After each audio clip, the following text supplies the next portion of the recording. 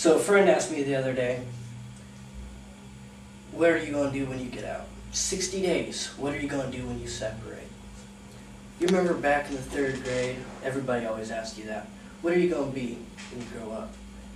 Well, like most young boys, I changed my mind every week. I wanted to be a fireman at first, maybe a policeman, astronaut on those really special days on a shuttle launch. Well, nothing's changed. I still don't know what I'm going to do, and my mind still changes every week. Well, I spent the first half of my career down in Texas. While stationed at Dyess Air Force Base, I worked on the B-1 bomber, which was an awesome aircraft when it was actually up in the air. Very rare. First time watching a low-level flyby, high speed, with the wings swept back, it was an awesome experience. I was sitting down there at the Hammerhead with a couple of other co-workers. They wanted me to see exactly what it was like. And it flew past. I couldn't hear anything, but they said, see, here it's coming. So I look up, there's the plane coming right in at me, high speed. It was awesome, but I still couldn't hear anything until it was right there in front of me. That was when I first heard it, and it was a large roar. That was awesome.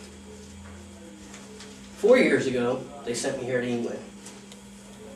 I expected to work on the combat Talon and the combat Shadow, but they didn't want me to. First, I was sentenced to support. My job was maintaining tools, working on hazmat, and doing various other equipment type of issues, sent out the kits to TDYs. Really not a glorious job, but it was a difficult one, challenging on most days. After 2 years in support, supervision asked me to become the administrative assistant. My current job is being the administrative assistant down here for the AMU. It includes all the paperwork, tracking, anything else that the chief wants me to do. Any job he wants me to do.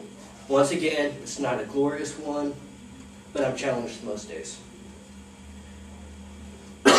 Excuse me. It's during this time in England that I learned who I was. I was given the greatest gift any man could ever be given. The day my daughter was born 3.5 years ago was the proudest moment of my life. Watching her first steps 2.5 years ago put tears in my eyes.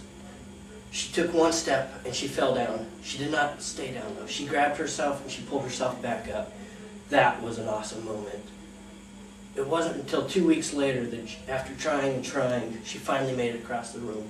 And she looked at me and said, I did that, and now what? I still don't know what I'm going to be when I grow up. I don't know what I'm going to do, where I'm going. I don't know any of that. But I know my daughter will be there, standing right next to me. If I fall, I will stand back up.